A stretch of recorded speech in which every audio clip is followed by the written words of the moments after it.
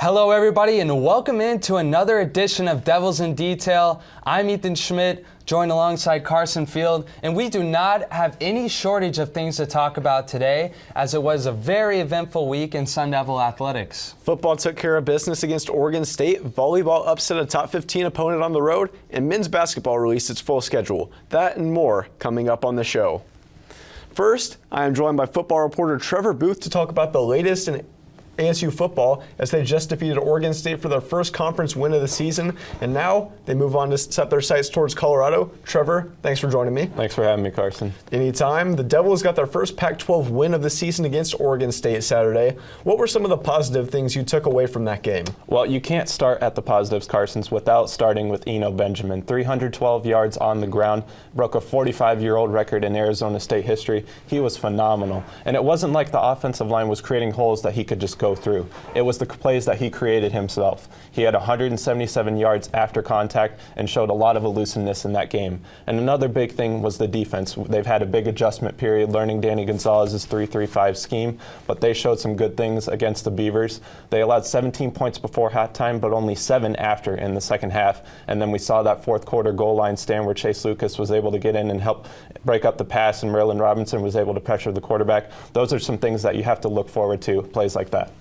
All right, so now we've talked about a few of the positives for the Sun Devils, but in the first 5 games of the year, quarterback Manny Wilkins has been inconsistent at times, missed some receivers on the deep routes. What do you think's been wrong with him so far? Well, you can kind of give him a pass for Oregon State because he was very sick that game. He threw up before halftime and had to get an IV just to go back in the second half.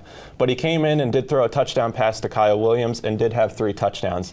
I think the thing with him, it's just plays that he knows he should make. And you can look at a couple things. You can look at the new coaching staff. You can look at Rob Likens with the new offensive coordinator. But Manny Wilkins has done this in the past. As soon as he starts to hit on some of these throws and start to push forward, when this divisional schedule is coming up, I think he should be fine for the rest of the year. Looking ahead, Colorado's impressed in the early part of the season, starting 4-0, and now they're ranked number 21 in the AP poll. What will ASU need to do to get their first road win under Herm Edwards? I think it all starts with the pressure they're going to have to get on Steven Montez, and that's not easy to do because he's 6'5", 236 pounds. He can really move outside the pocket, and he's hard to bring down.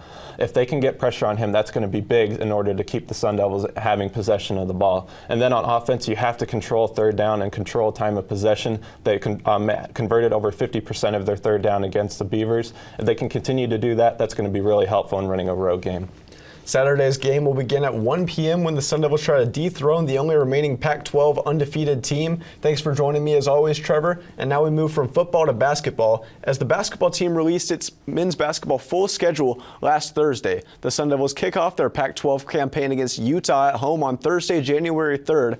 And a week later, the Devils hit the Rome for the first time in conference play when they travel to the Bay Area for games against Cal and Stanford. The 8-team game conference schedule ends with a 3-game road trip against Oregon, Oregon State, and Arizona. After that, it's on to the postseason. And staying on to the hardwood, Ethan's here to talk about volleyball.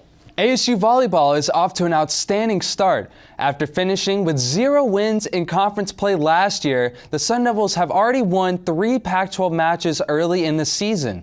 The biggest one coming most recently as the team pulled off a shocking upset of number 12 ranked Oregon. The Sun Devils swept the Ducks in 3 straight sets. ASU volleyball returns home this weekend to host the Washington schools, who are both ranked. The Sun Devils look to earn their 4th straight victory as Sonia Tomasevich has her team playing with a why not us attitude. This week's Athlete of the Week was on the gridiron, and that was Eno Benjamin. Benjamin broke the school rushing record for yards in a single game with 312. He also found the end zone 3 times on the ground and once in the air. The sophomore has now rushed for 595 yards and combined for 7 total touchdowns on the year. Now back to the desk. Thanks, Carson. ASU soccer didn't quite have the weekend it wanted, settling for a draw against Colorado and getting shut out by Utah. Joining me now is Jerry Walker to give us an inside look into the season so far. So, Jerry, what went wrong for the Sun Devils this weekend after coming into it with a 4-game win streak? Yeah, they showed that 4-game win streak and they were looking really hot. But scoring this weekend has been the biggest problem. They've scored 1 goal on 47 shots, and missing their leading scorer, Nicole Douglas, who's on international break in England, hasn't helped. Yeah, the Sun Devils definitely missed out on the offensive firepower from Nicole Douglas. So now, Jerry, you've seen this team in action in some early conference play games here now. So what are some strengths and then maybe some weaknesses that you've taken away so far? Definitely the strengths of the team have been their defense. They've had 4 clean sheets this season, and in only 2 matches have they conceded multiple goals. Some weaknesses have been that scoring line. Apart from Nicole Douglas, only 2 players, Alexia Delgado and Corey Sullivan, have been able to score multiple goals this season. Well, now going forward, Jerry, the schedule doesn't get any easier for the Sun Devil soccer team. What does it look like, and what are some notable games coming up? The next 4 games are absolutely brutal. They go to LA to play 2 games against the number 15 team in the country, UCLA, and then followed by a game at number 2 USC, who has only conceded 4 goals all season, not helping the ASU scoring problem. Then they return back to Tempe and have a game against the number 1 team in the country, Stanford, followed by a game at home to number 7 Washington State, who's a perfect 10-0 on the season. Well, thanks for joining us, Jerry. You can check out all of his content and the rest of the ASU soccer content at devilsindetail.com. We now send it to the monitor, where Chase Dryberg and Ryne Red have some ASU hockey to talk about. Thank you so much, Ethan. ASU ice hockey is back this week, and it will be a season filled with storylines. Arguably, the biggest one of them will be the Sun Devils' tough schedule, as they will face 9 opponents that are ranked in the preseason polls. Now, Chase, what are your thoughts on the challenge that ASU has presented itself with this year? I believe this is a necessary step for a program that's trying to establish themselves. You know, if they were playing the teams out in Alaska or the teams like RIT on a weekly basis, that's not what this program needs. They've got a lot of good young recruits coming in. These guys got to play the best, like when they're playing Ohio State, Penn State, Princeton, those kind of teams. That's what's going to allow them to continue to be the tradition, this mantra that they're trying to build, and eventually get to where they want to be in playing in an NCAA tournament, and eventually the Frozen Four, and competing for national championships on a yearly basis. Yeah, ASU, of course, the 20th recruiting class in the nation, looking to get some of those young guys off and running early. And Chase, which of these series stands out to you the most? Looking at these series, Boston University definitely stands out to me the most. Last year they played them in a series. First game lost 8-0. It was a very rough game. Second game lost 4-3, clawed their way back from early deficit.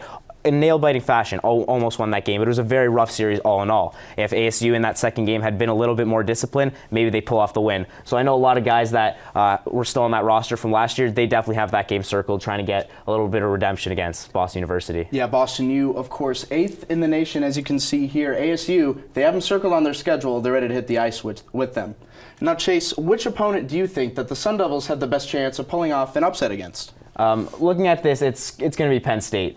Penn State, of course, offensive prowess. They could score goals in bunches. That's a team that they won't have problem scoring goals on a nightly basis. But their goalie, Peyton Jones, he's a junior. Last 2 seasons, he's been inconsistent, and that's what's held Penn State back from competing for a national championship and going to the tournament on a yearly basis. They also lost their leading scorer, Andrew Sturtz, and their best defenseman in Trevor Hamilton. So this is a team that's in a little bit of a rebuild mode, still very good, but ASU definitely has the chance to go and upset Penn State. Yeah, Penn State, of course, always a tough Big Ten opponent.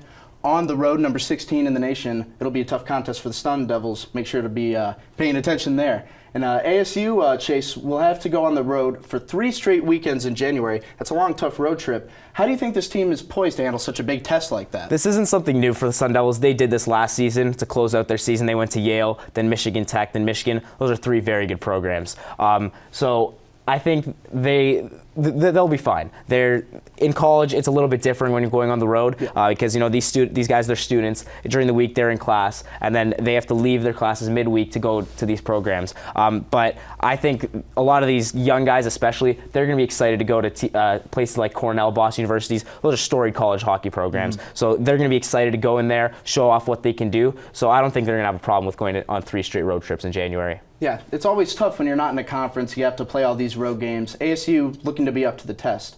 And now, Chase, for our last question, who is the catalyst for this team? Who is the guy to watch on the ice? You know, a lot of people are obviously going to say Os Lemieux, Mayor Lemieux's son, so there's a lot going on with there. Another one, Demetrius Kamantzis. A lot of people are going to say him, but I'm going to go a little bit off the board with a little bit of an underdog. I'm going to say Josh Maniscalco. Maniscalco, from the U.S. National Team Development Program, originally committed to Minnesota, decommits from there, commits to Arizona State. He's a big body, very physical, very mobile. He can push the pace of play. Arizona State the last few years have had problems scoring goals. He has a tremendous first pass, and he's going to really help push the pace of play up the ice, help in the offensive zone, meanwhile being very effective in the defensive zone and maintaining his responsibility. So Josh Maniscalco, for me, is definitely the player to watch for Arizona State. Yeah, you know, Chase, I really like that take on Josh. Such an exciting player to watch on the ice. Be sure to keep in touch with ASU Hockey. They play this Saturday at Oceanside Ice Arena. And to stay in touch with any of our coverage here at Devils in Detail, please head to devilindetail.com. Awesome work, guys. This week's Pitchfork in the Pros is John Rahm. The Spaniard participated in golf's 42nd Ryder Cup last weekend for Team Europe. After entering Sunday's play without a single point, Rahm drew the tough task of facing Tiger Woods in single play. He found life and took the opening hole for birdie and never trailed the rest of the way. His emotions were on full display when he sunk a 5-foot putt for birdie on the 17th hole to beat one of his childhood heroes. Rahm exploded with excitement as Woods could only stand there with his arms crossed. It was Rahm's first ever Ryder Cup point, and it helped Europe win its 6th straight Ryder Cup on home soil. Rahm has certainly made a name for himself in professional golf, just a few years removed from his graduation. And Ethan, I could sit here and talk golf with you for hours, but I don't think we have time for that. Check out devilsindetail.com for the latest in ASU athletics and follow devils_detail on Twitter. With Ethan Schmidt, I'm Carson Field. See you next time.